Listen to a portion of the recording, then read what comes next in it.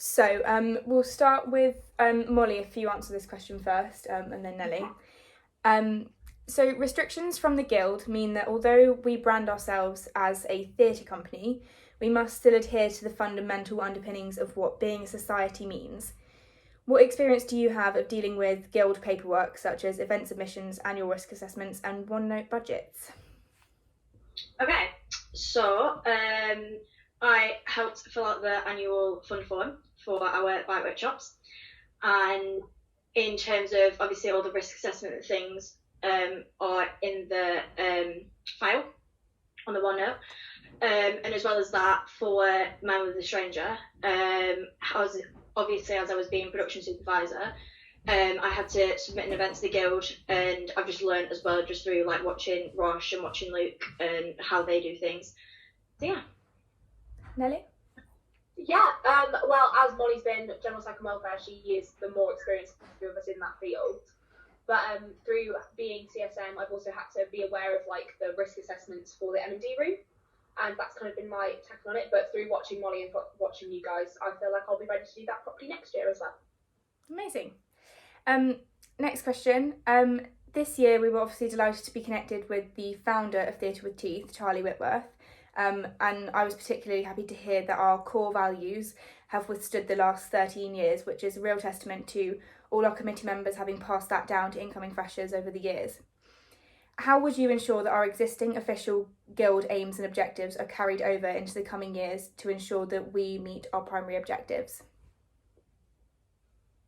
Okay, well, for me, I think, and for both of us, what we think are like the primary objectives of Theatre with Teeth are just to be really inclusive as a society, and to focus on the idea of new writing and giving as many opportunities to people coming into Theatre Exeter as possible.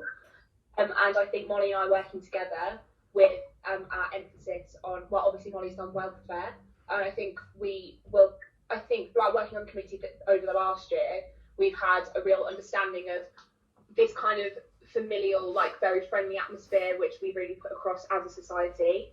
And I think with working with the Guild and continuing these bite workshops, which invite everyone in and mean that we're very open to not just actors, but to writers as well, and to people who don't necessarily want to perform but want to be creative brains, as a society, this ethos will continue over the next year and for the future to come as well.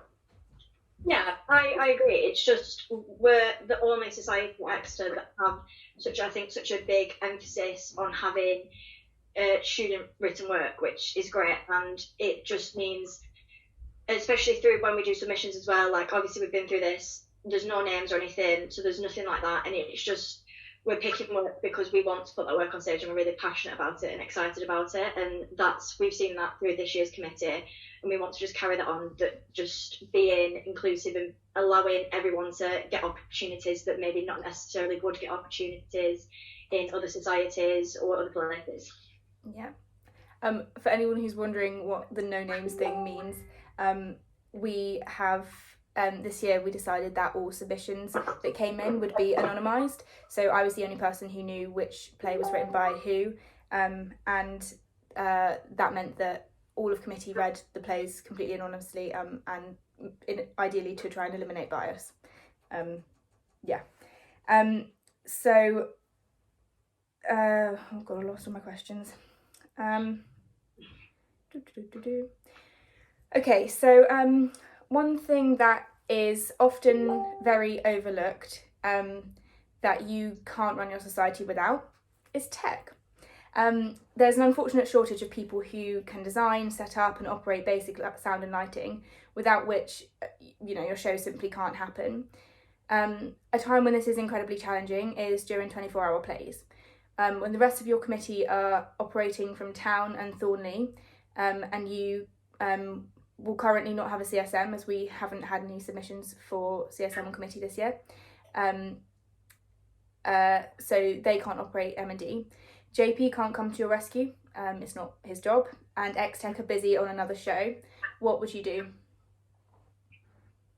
Okay, well, obviously this is what's great about us doing it together, me and Nelly, is that because Nell's had previous experience as company stage manager, and has obviously worked with yourself as well in the M&D room. Nell's got a really good understanding of how the M&D works, which means that she can then be on hand to help and set up lights and do all the programming, and I can then do the other side, which is just making sure everyone's on track and keeping communications open with the committee who are in town and in Thornley. So the great thing about us being able to work together is there's two of us and two brains, and one of them's a lovely techie brain, and she knows how to do all the tech. So we would just split up and have Nell helping with the tech and me keeping on track with the rest of the committee. Fab. Nelly? Yeah, exactly that. I think it's just that's a prime example of why having two people on the same page is really helpful for the next year's committee, because it would mean that we wouldn't be spread thin and we wouldn't be running around as manic as the 24s are anyway, just inherently through their nature. It would mean that I could be in the tech room making sure everything was ready and helping every play come in and check their shows one by one, while Molly could oversee that and then make sure that every other member of the committee is doing what they need to do, and we'd all be on the same page, which would be great. Brilliant. Now there is one trait that seems to crop up every year in potential artistic directors, and that's overcommitment. Can you tell us about a time when Theatre with Teeth has been your priority, and tell us how you will ensure that it remains so for the upcoming year? Who are we starting with? We start with Nelly this time? So a time when Theatre with Teeth has been my priority. To be honest, it's probably 24s this year is probably a really good example of that, where I was involved in taking them and being there for quite a long time, staying quite late overnight on the night shift.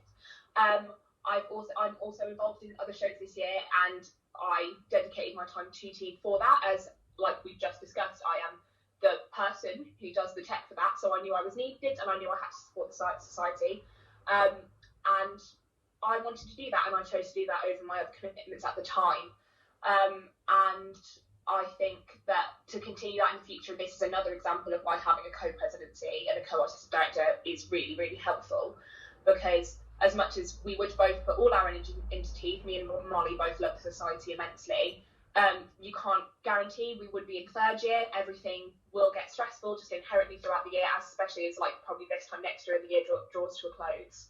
The fact that there would be two of us and who would be on the same page and would be equally informed would mean that the society, even if we were not to overcommit but to be stressed through inherent things that happen at university, there would always be two of us on hand to make sure that everything would be okay, and it would mean that neither of us would be too stressed, as we wouldn't have to be stretched too thin, and we'd work together for that. Yeah, I completely agree with that. A time when I've put Teeth as my priority was, again, doing the production of My Mother the Stranger. I obviously wasn't, I was General Second Welfare Officer this year. I wasn't a production supervisor, but I stepped up when I needed to, and I just made sure that production was my priority. In terms of sorting everything out, my phone and messenger was always open for anyone that needed to get in contact with me, and I worked so closely with the director and the production manager just to, well, obviously the show unfortunately didn't get on the road, but just make sure that we were working together, and really it was just my top priority, just making sure that the production went smoothly and ran as lovely as it would have if someone else was running it. So yeah. Brilliant.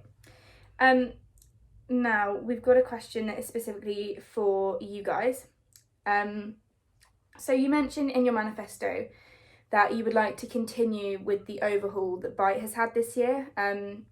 Obviously, you know, we've had a complete restructure with how it works.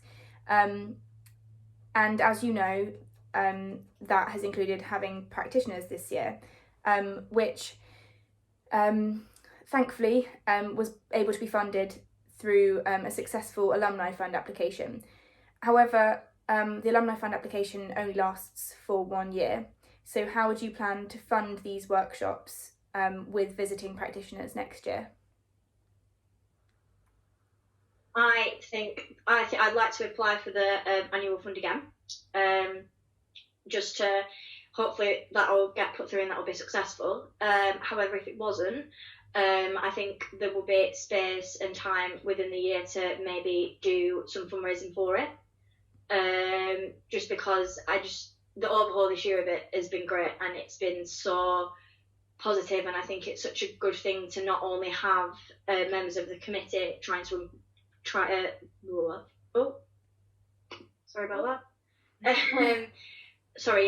not only having members of the committee trying to run it, but having people who have real experience of the performance and entertainment industry. So I just think apply for the annual fund again. Hopefully that'll be successful.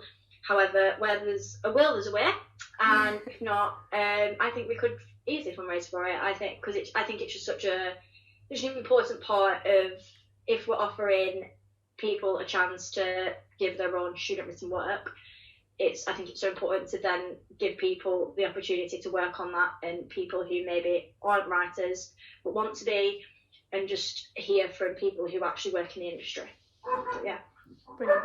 I agree. I think you can always apply for the annual fund again, but if not, I think as we've got the bite workshops that are happening on like a smaller level with just like the literary manager and members who want to come along and write every week, I think that could even be a good place to get all those members together and discuss the fact that if this is something that they would be interested in, to do little fundraising events with them. Maybe, we love a bake sale at the University of Exeter. You could baking socials with everyone in bite workshops, all the members who attend bite, and treat it, especially if you can carry on doing like scratch shows for bite. You could also lump that in with fundraising and make sure that the bite people are working towards that themselves as well, so they feel like they're working towards something that they really find useful. And it'll also be a nice bonding experience for all our members as well. Brilliant. Thank you, guys. That's all of the questions we've got for you. Cool. Thank you. Yeah.